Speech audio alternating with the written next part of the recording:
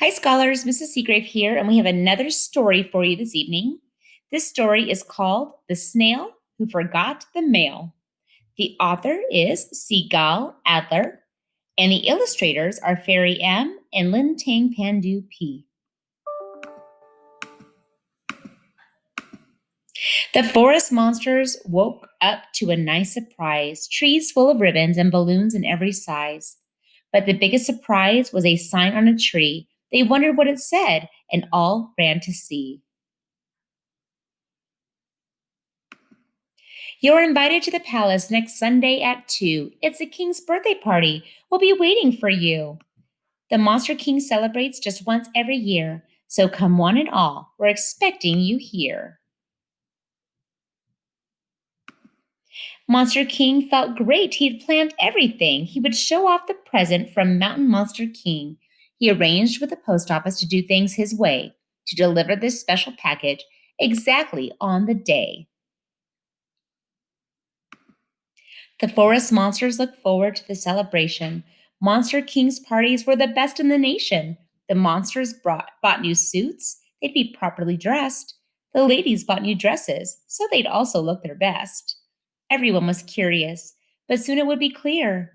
What present had Mountain Monster King sent this year? Hmm. At the post office, there was excitement around the special mail. The package had arrived, but the mailman was a snail. He would set out early Saturday without any delay. Although he was slow, he'd be on time the next day. He must be careful not to anger the king by mistake, because if the king yelled, the whole forest would shake. The snail was excited. He couldn't sleep at night. He'd never seen the king's castle, a beautiful sight.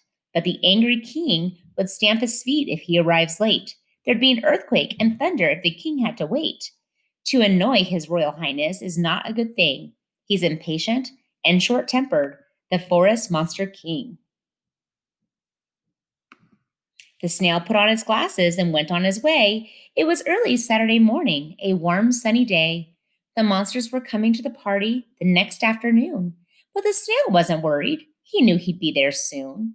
The mailman marched onwards. His knee was a bit sore, but he didn't slow down. He walked as quickly as before.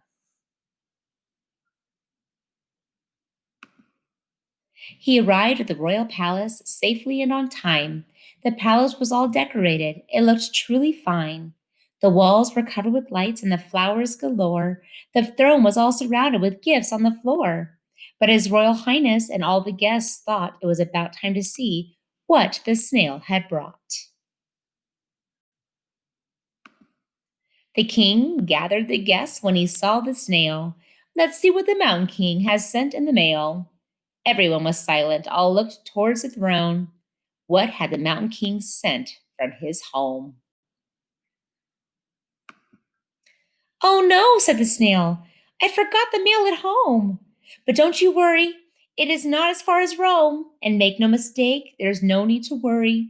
I'll be back very quickly. I am going to hurry. Little snail, don't be silly. You're not on the right track. It will take you 3 days to go home and come back. I want my present right now. This just won't do. I don't want to wait at all. I'm disappointed in you. By now, the king was boiling with rage. He looked angrier than a lion trapped in a cage. The king might stamp his feet. The guests started to shake. There would be lightning, thunder, and maybe an earthquake. The snail spoke to the king. His voice was loud and clear. You are impatient and short tempered, but I have no fear. If you had more patience to hear what others say, you would understand much more. It's a much better way.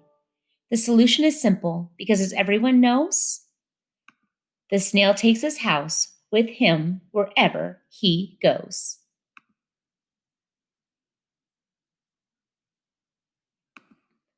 The snail poked his head into his house on his back.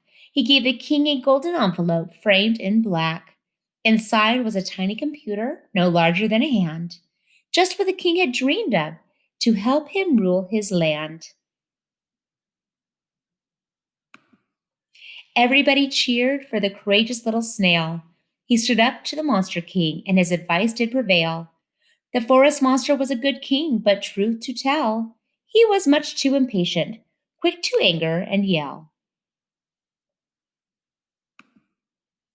The king of the forest monsters said sorry right away. He shook the snail's hand. This is what he had to say. You taught me that if I stay calm and polite, if I have patience, and I'm careful not to fight, if I think before I act and hear what others have to say, life will be more peaceful. It's a much better way. The end. Well, I hope you enjoyed The Snail Who Forgot the Mail. We'll see you tomorrow. Bye, guys.